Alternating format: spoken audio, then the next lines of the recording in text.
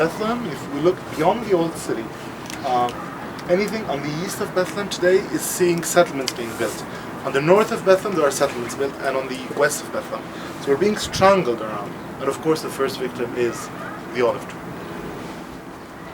We have a small plot of land in Beit Jala where all was going well until the Israelis decided to build a tunnel under it. So the quality of the olives has come down slightly, but I still produce a couple of 100 liters of olive oil, and we keep them in the family, and we bottle them into glass bottles, and then we use them the year round. Olive oil has two large roles in the tourism industry. One of them is, what is travel without experiencing the local food? And so any traveler to Palestine, from the moment he has his breakfast in his hotel or guest house, will experience olive oil. And through the olive oil, they'll get to buy local products, therefore encourage the local production, whether it's olive wood or olive oil. The other side, which is the religious side of but Christian pilgrims, olive oil is used in the lanterns that are in churches. And therefore a lot of the pilgrims will buy a half liter of olive oil and go back home with it and light an oil lantern in their homes. And then the third approach, which is tourism and politics. With the confiscation of land happening, there's more and more international solidarity activists that come here to spend a few days during olive picking season to actually help villagers get access to their lands.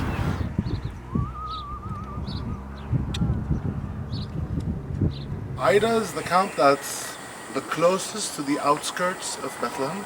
What we can see behind us is the segregation wall. And on the other side, the olive trees.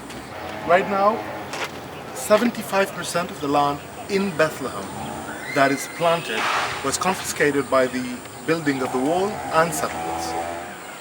All of these olive trees have been abandoned by force, because when Israel built the wall in 2002, they forbade people who owned land on the other side to care for their olives. And if you look at them today, most of these olives are untended, not because people don't want to tend their olives. It's because the Israeli occupation refuses to give them access permits to go to their olives.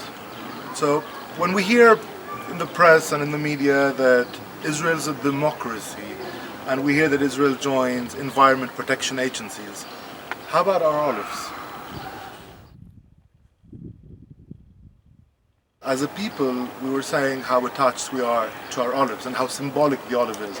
Today, at the place of the 580 plus villages that were demolished in 1948, you will still find at least two things. The cactus tree, the sabr, and the olive, because they've resisted beyond human demolition. Our olives are being replaced by white settlements that are built there on our lands. They're built on our water reserves. And as a result, right now we're in the middle of summer. Ramadan starts in a couple of days.